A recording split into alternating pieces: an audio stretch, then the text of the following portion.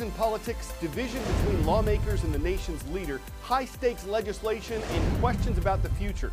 Those are some of the challenges being faced in two governments today on two different sides of the Atlantic. I'm Carl Azuz for CNN 10, and we're starting in the U.S. Capitol. The partial shutdown of the American government turns 25 days old on Tuesday. And though there have been more than 20 shutdowns since 1976, the current one that started in December is now the longest by at least 4 days. So what does that mean? For about 800,000 government workers who represent 25% of the federal workforce, it means they're still working but not getting their paychecks on time, or that they've been sent home from their jobs without pay until the partial shutdown ends. Some businesses, churches, and restaurants are offering assistance to the people affected. Most Americans aren't directly impacted by a partial shutdown, but some federal operations have slowed down, some federal departments have been closed, and museums like the Smithsonian have also been closed. Who can end it? Congress and the president when they reach an agreement on how the government will be funded. What's stopping them? As part of the funding package, President Donald Trump and Republicans insist that $5.7 billion be included to build a wall or barrier along the border between the U.S. and Mexico. Democrats do not want the wall built, so they insist that the money for it won't be included. Each side blames the other for refusing to compromise. Until they come up with a funding agreement, the partial shutdown continues, and as of last night, there was no end in sight. 10-second trivia. Which of these international organizations was formed in 1993? The European Union, the North Atlantic Treaty Organization, the League of Nations, or the United Nations? The most recently formed organization here, which was established in 1993, is the European Union. And that brings us to the other government we mentioned earlier, the Parliament of the United Kingdom, because its lawmakers are voting on a proposal to leave the European Union. No country's ever done that before, but British voters chose to in 2016 in a referendum called the Brexit, the British exit from the EU. Through a long and complicated process, the government of British Prime Minister Theresa May reached a Brexit agreement with European officials. But Britain's parliament has to approve it first, and a lot of lawmakers oppose the deal. In fact, what's called the meaningful vote on the deal was originally scheduled for December 11th.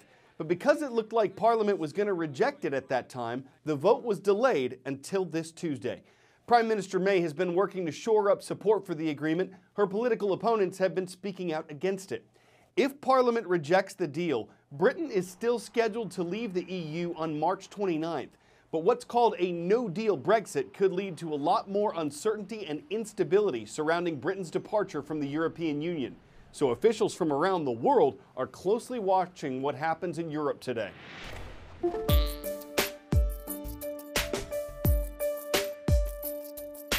There are lots of reasons why people voted Brexit, but many of them are covered by one word: sovereignty.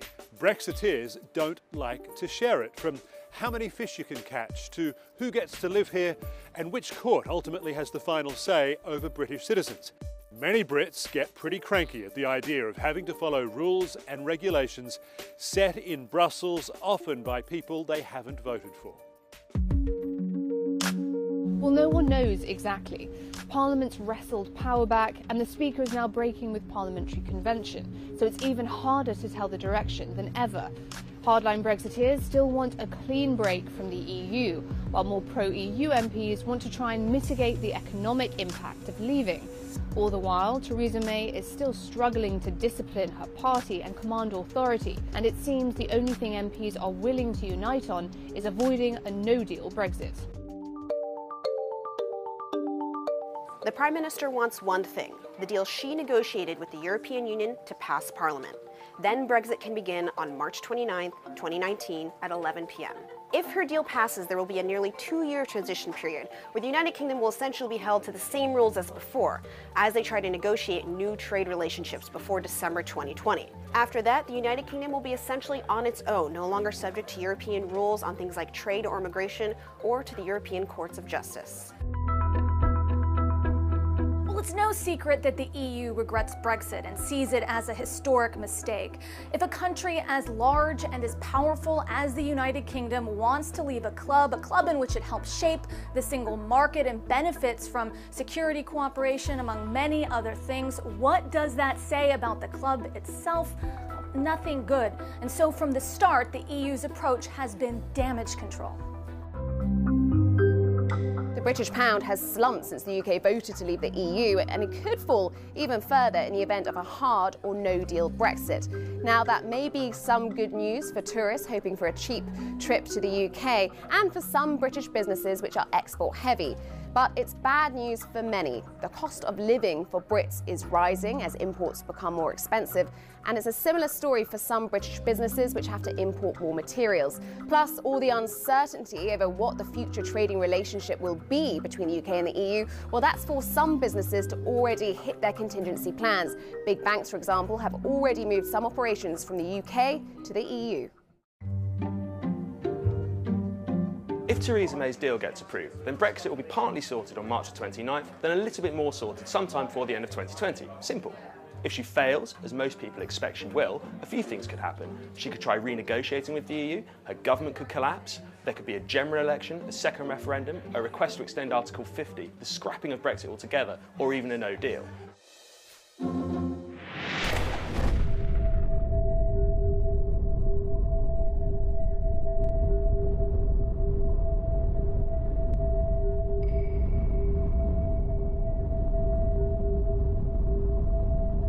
En fait, ce qu'on voit derrière, c'est une épave d'un sous-marin de la Première Guerre mondiale qui s'est échoué ici le 26 juillet 1917. Et donc la partie que nous voyons là, je suppose que c'est la partie avant du navire, je suppose. Donc c'est un bateau qui faisait à peu près 49 mètres, un peu plus de 49 mètres de long, 540 tonnes de déplacement. C'est un navire mouilleur de mines.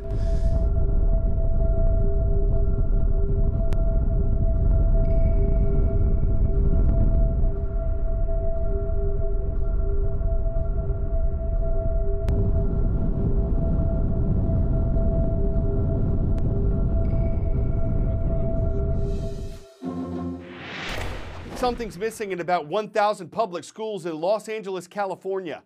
Teachers. 32,000 of them went on strike Monday. It's the first teachers' strike in Los Angeles in 30 years.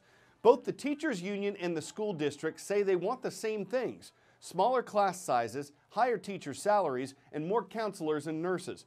The big disagreement between the two sides is over where the money comes from.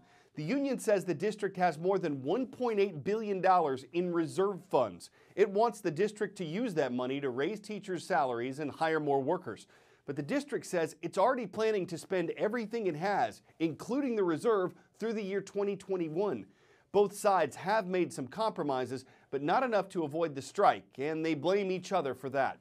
Meantime, students are still required to go to school. The district says any absences will not be excused. It's hired about 400 substitute teachers and reassigned more than 2,000 administrators to teach, but that's still thousands less than the number of teachers who are on strike. So many parents are facing some tough decisions about what to do. With 600,000 students, the Los Angeles Unified School District is the second largest system in the U.S. behind New York City.